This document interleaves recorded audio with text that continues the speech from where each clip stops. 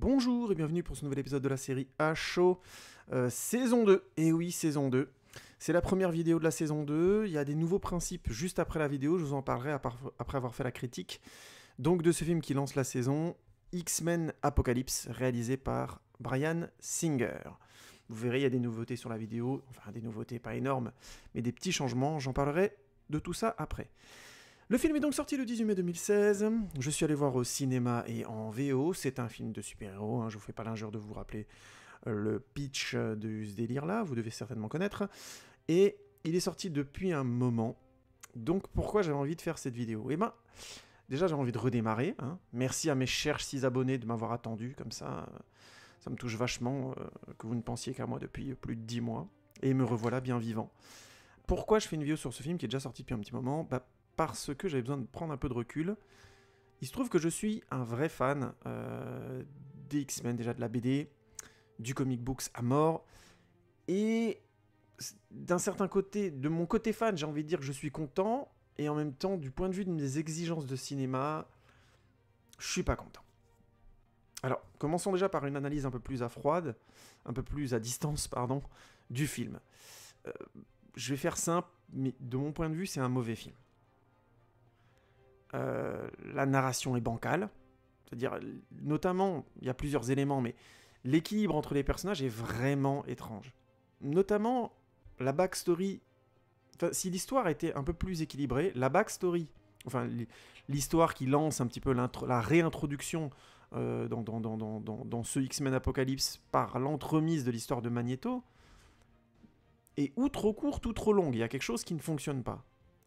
Et Jean Grey qui arrive dans ce film et qui donc a un rôle relativement important, elle aussi, elle est réintroduite dans le film, je trouve, de manière beaucoup trop légère par rapport à d'autres personnages à qui on donne une importance à l'image conséquente et qui au final n'apportent pas grand-chose à l'histoire en soi. Évidemment, si on donne de la place à Jean Grey, il faut en donner à Cyclope, mais moi qui suis le premier à dire que dans les 3 premiers X-Men, on donnait pas assez de place à Cyclope et que ça me faisait chier que le personnage ait jamais été adapté correctement au cinéma, même si c'était vraiment une critique de geek et qu'au final le personnage avait un chemin assez cohérent dans les 3 premiers films.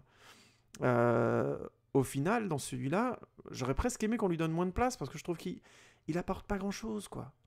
Il est pas très présent et les turpitudes qu'il vit dans le film sont pas très prenantes émotionnellement à cause de ça. Il y a vraiment son rapport à son frère qui aurait pu être quelque chose de très beau, je trouve, ne va pas très loin dans le film. Il reste très léger. Et le film est parsemé comme ça de semi-histoires bizarrement développées et qui, moi personnellement, j'ai beaucoup aimé Days of Future Past. Je ferai une vidéo dessus dans une nouvelle série que je vais lancer, je vous expliquerai après. Mais dans Days of Future Past, il n'y a aucun doute sur les intentions des différents personnages et pourtant ils étaient nombreux.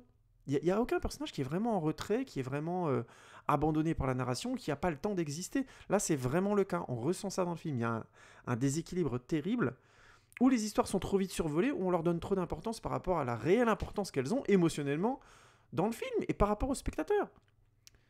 Ensuite, on rajoute à ça que le montage, il est bizarre. Days of Future Past, le précédent X-Men, était extrêmement maîtrisé. C'était un film au rythme juste inattaquable. On suivait systématiquement les fils émotionnels les plus prégnants de chaque séquence. Les séquences étaient tournées dans ce sens-là, montées dans ce sens-là, et il n'y avait rien à dire. Chaque séquence a fait une intensité, une présence à elle.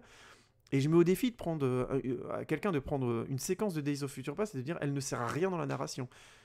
Et émotionnellement. C'est-à-dire elle suivait un fil émotionnel qui était juste implacable, impeccable. Dans ce sens-là, X-Men Apocalypse a de vrais trous.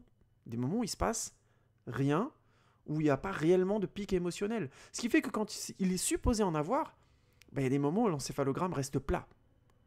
Et ça, c'est quand même terrible quand on parle de Bryan Singer. Je reviendrai sur Bryan Singer après, mais c'est un mec qui a une maîtrise de ça qui est juste folle. Et là, c'est vraiment le premier film depuis longtemps que j'ai vu de lui où je trouve que ça ne décolle pas. Enfin, j'en rajoute un peu, ça finit par y arriver par moment quand même. Mais c'est quand même pas au niveau de ce qu'il est capable de faire. C'est vraiment un petit Bryan Singer, ce film. Mais je vais continuer de manière à froid. Donc ce montage un peu bizarre, et que je trouve vraiment déséquilibré. Ensuite, il y a des choix artistiques que je trouve vraiment douteux ou inégaux. Moi, par exemple, il y a eu toute une polémique, j'ai vu sur Internet, autour du personnage d'Apocalypse. Moi, je l'ai trouvé intéressant. ok, le maquillage est ce qu'il est, il est très fort, il est très singulier, mais ça m'a pas tant dérangé que ça, parce que je trouve qu'Oscar Isaac, la voix d'Oscar Isaac notamment, et le travail sur la voix, lui donne une présence physique incroyable, ce qui fait que moi je suis largement passé au-dessus de son incarnation physique, paradoxalement. Et la séquence où il m'a plus fait flipper, j'en parlerai après, c'est grâce à sa voix et pas par son image, paradoxalement. Euh, donc déjà ça, mais moi je parle plutôt de ses acolytes ou de tous ses personnages secondaires. À la limite, un Kurt Wagner, c'est-à-dire un Diablo qui a un peu un style un croisement entre Justin Bieber et Michael Jackson, pourquoi pas, chacun son truc. Moi, j'ai pas trop de critiques à faire par rapport à ça, mais c'est vraiment le style des acolytes, quoi. Pourquoi le film a eu besoin d'être fidèle aux comics à ce moment-là? Donc de nous ressortir bon, c'est des choses que je sais parce que je connais la BD, mais je trouve que ça ne fonctionne pas en termes de cinéma, hein. Je fais un petit passage sur la bande dessinée, mais c'est pour dire, Bryan Singer, c'est le mec, je vais m'expliquer clairement. C'est le type qui, en 97, en pleine réalisation donc de X-Men, il sort des images, donc à l'époque sur Internet, les débuts de l'Internet vraiment populaire, avec des X-Men en blouson noir, en combinaison de cuir, et les fans avaient pété les plombs, et je sais de quoi je parle, puisque moi j'étais fan à l'époque, je lisais la BD, et j'avais pété les plombs, en disant que c'était n'importe quoi, que les X-Men c'était pas des bikers, et ainsi de suite.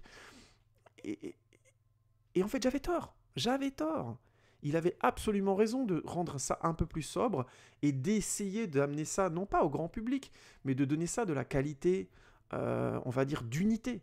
Le pire truc du comic book, c'est qu'ils étaient habillés tous comme des clowns. Et quand je dis comme des clowns, encore une fois, je suis un fan de la bande dessinée. Je l'ai lu, je l'ai mangé dans tous les sens. Mais la réalité, c'est que Nightcrawler, il était en jaune et rouge. Cyclope, il était en bleu. Tornade, elle était en noir et cuir, avec une crête. Enfin, je veux dire, un peu comme elle est dans le film là. Je veux dire, c'était vraiment le cirque Barnum. Et si on avait sorti un film en 98 comme ça, le public aurait même pas commencé à s'intéresser. Enfin, je parle du grand public, ceux qui connaissaient vraiment pas les comic books et qui ne s'y intéressaient pas, qui trouvaient ça déjà grand guignolesque à la base. Donc c'est Bryan Singer et son équipe artistique qui ont eu vraiment les couilles à l'époque, je trouve, parce que c'était vraiment costaud comme choix, surtout c'est un film qui avait un budget conséquent. C'était un des premiers films de super-héros avec Spider-Man à avoir un budget aussi conséquent à la production, Spider-Man étant produit plus ou moins en parallèle ou un petit peu après si je me trompe pas. Alors que pour faire une petite histoire du film de super-héros, Spawn, qui avait été réalisé un peu avant, avait des SFX de fou, mais il était, enfin c'était une série B, il était vraiment produit avec des moyens très limités, hein.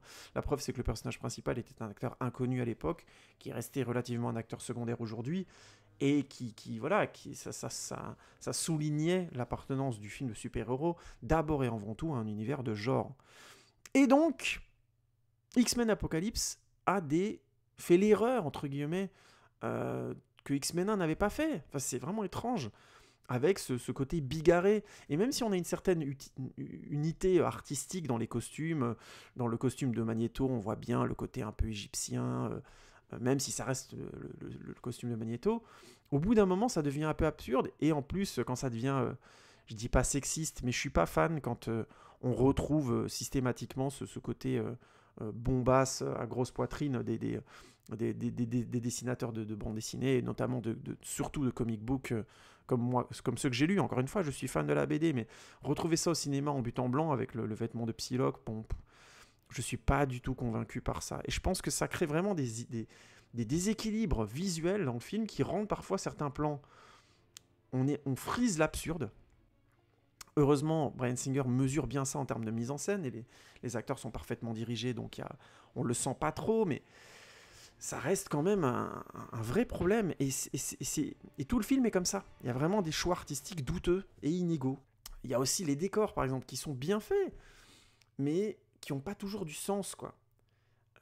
Et quand je dis qu'il n'y a pas toujours du sens, je suis obligé de comparer ce film un peu, dans son ampleur, au décor de Alkali Lake pour X-Men 2. X-Men 2 a vieilli, hein. C'est un film, je ferai de toute façon une vidéo dessus, parce que rétrospective probablement, parce qu'il y a vraiment des choses à dire dans le développement de cette série qui sont très très intéressants. Et le travail de Bryan Singer dessus a influencé chacun des films, même quand il n'était pas là, hein, que ce soit X-Men 3 où il avait quasiment rédigé un synopsis complet avant d'être viré du film, et sur X-Men First Class où il a clairement rédigé une grosse partie du scénario avec Matthew Vaughn, bien que ce soit Matthew Vaughn qui l'ait complètement réalisé. Donc il y avait dans le décor de Alkali Lake dans X-Men 2 une unité, une cohérence malgré son côté carton-pâte. C'est-à-dire que, en le voyant maintenant, ça saute aux yeux que certains des tunnels sont vraiment... Enfin, c'est pas du polystyrène, mais c'est pas très crédible, quoi. C'est pas du béton. Il y a quelque chose... On reconnaît pas une matière qui soit vraiment de l'ordre du vraisemblable. Il y a quelque chose du décor de cinéma dans les couloirs où ils sont. Et puis pour peu qu'on aime vraiment le cinéma, on se rend compte que plusieurs couloirs, c'est les mêmes, juste tournés un peu différemment. Donc c'est vraiment pas... C'était vraiment pas du grand art, je veux dire, en termes techniques. On est loin du Seigneur des Anneaux, où vraiment je mets au défi de trouver dans certains châteaux une absence de vraisemblance. C'était juste incroyable à cet endroit-là. Non, les décors de X-Men ont vieilli. Mais il y avait une unité artistique. On avait l'impression d'être dans un lieu plein. On avait l'impression d'avoir un lieu qui avait une histoire et qui participait à l'histoire du film. Et il n'y avait pas un coin, que ce soit quand... pour prendre des éléments précis, la salle du fameux projet X était très... avait comme ça une sorte d'énergie dans sa construction qui était très belle, qui était une sorte de temple comme ça. Enfin, avec des traces, ces fameuses traces de griffes qui avaient gardé l'histoire de Wolverine en elle. Ça, c'était vraiment fort et ça n'avait pas besoin d'être extraordinaire en termes de décors. Et là, dans X-Men Apocalypse, on a des vrais soucis de décors. C'est-à-dire que bon, je vous parle beaucoup des autres films, mais je trouve que ça explique un peu ma déception vis-à-vis de ce film-là, parce que, par exemple, toute la séquence de fin autour de la pyramide a un côté... Il y a du gigantisme, mais c'est... Enfin, à la fin, au final, ils sont dans une maison random, à côté de cette pyramide, et voilà, ils se battent dans des ruines, quoi. Enfin, je veux dire, ce manque... J'aurais aimé les voir dans la pyramide, quoi. J'aurais aimé les voir aller au-delà, à un moment donné, d'une certaine...